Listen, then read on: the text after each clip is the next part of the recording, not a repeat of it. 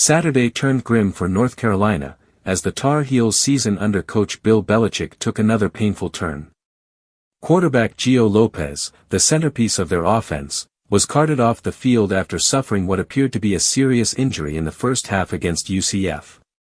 The sight of Lopez unable to put any weight on his left leg silenced the crowd and left the program facing yet another challenge in a season already full of adversity. Lopez had been brought to Chapel Hill in the off-season as a transfer from South Alabama, where he appeared in 16 games over 2 years. He arrived with the hope of giving the Tar Heels a steady leader at quarterback and had shown flashes of promise through the opening 3 games, throwing 3 touchdowns to just 1 interception.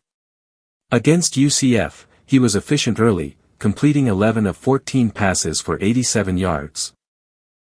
But 2 costly interceptions combined with the injury ended what had been shaping up as a pivotal game for both his personal development and North Carolina's outlook. In his absence, Max Johnson stepped in. Johnson, a transfer from LSU and Texas A&M now in his second year with the Tar Heels, was tasked with salvaging an offense that had already been struggling to find rhythm. Belichick and his staff had hoped Lopez's quick decision-making and mobility would balance their attack, but losing him forced a major adjustment against a tough Knights defense that had already built a commanding lead. At halftime, North Carolina trailed UCF 20-3. The offense sputtered, turnovers piled up, and the defense had trouble containing explosive plays.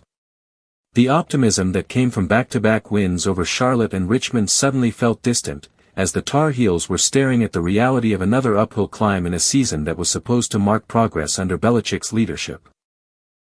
The road ahead doesn't get any easier.